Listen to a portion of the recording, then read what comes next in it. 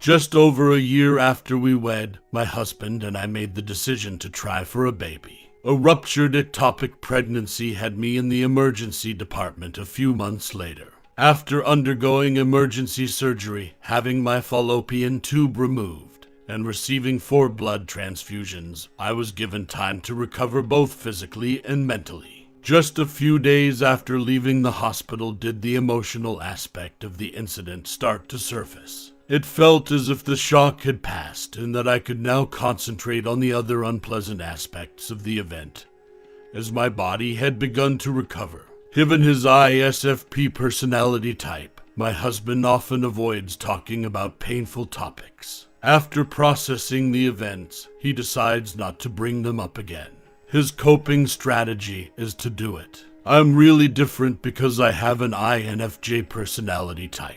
I appeared to mentally replay all the hospital incidents thousands of times every day. I could not halt. My brain wouldn't turn off. My anguish was relived. I felt the fear again. In an effort to come to terms with such a horrible experience, I replayed the entire scenario in my mind. I started blogging about my experiences and how I was feeling as a coping mechanism. I didn't hesitate. I was direct and unrepentant. I didn't need advice or assurances that everything would be all right from others. The only way to give the thoughts that were violently thrashing around in my head and heart the space they needed to better absorb everything was to let them aggressively thrash around on my blog.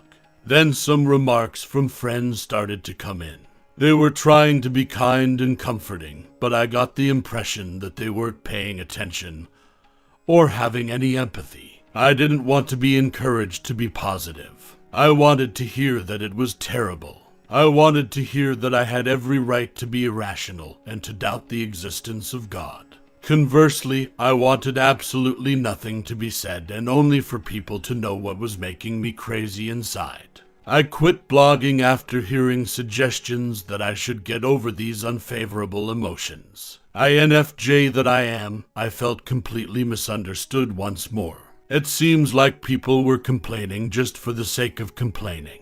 I was analyzing and giving these soul-crushing thoughts space in my head. We learned many months later that without medical assistance, I would never be able to become pregnant. My remaining fallopian tube had been occluded since birth, most likely. I experienced anguish and emotional trauma once more.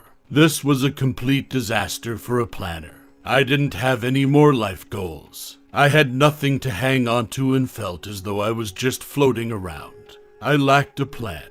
I had given up. I cut off family and friends. My spouse persuaded me to visit a fertility specialist after we had numerous arguments about what alternative approaches we should take to start a family, and after numerous unsuccessful efforts. At that appointment, we made the decision to commence the in vitro fertilization procedure after performing the required surgery on my deformed uterus. INFJ personality type, thus I want privacy. I preferred that it remain just the two of us. Yet, my husband didn't understand why we shouldn't involve relatives right away. Instead, we decided that for the time being, each of us could only tell one person, and the others would follow after we were further along in the process. Within days, everyone on that side of the family found out that my husband had selected one individual, and they wouldn't stop asking questions or wanting to talk about it. I yearned for privacy because of my past struggles with infertility and miscarriage. My husband's other side of the family soon found out as well. After that, it included mutual friends and total strangers in addition to family members. I couldn't handle it all. I had probably only notified a few close friends and family members by that point. I felt exposed, violated, and resentful because so many people knew and spread our news despite our requests for them to keep it private. Fortunately, the first round of IVF was successful, and we became pregnant with twins. I was cautiously joyful, unable to fully embrace pure joy due to the possibility of future events. I risked losing everything once more. I struggled to comprehend how happy everyone else seemed to be. That was after all my voyage, my experience, and my private data. I believed that only I had the right to share my personal information with others, which I didn't do. I stopped. It wasn't fair to them that I excluded them. I discovered 3 lessons. INFJs take longer to get along with others. We favor a more organic method of establishing relationships. As a result, I found it difficult to tolerate inquiries from friends. It was very difficult when my family and friends questioned me. I preferred to be able to provide information and updates on my timetable rather than theirs. I stayed friendly and helpful anyway. I kept my genuine emotions to myself and held them all inside. I frequently questioned why, despite the fact that I was inside quivering in reaction to their remarks and inquiries, I wore a fake grin and refrained from offending them by responding.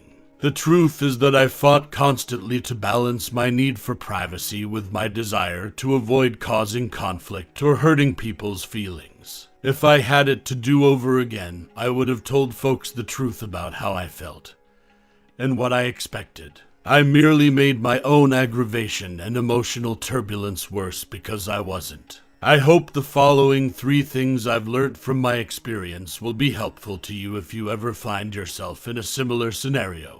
1. Be truthful. Don't let your resentment or rage destroy your inner being.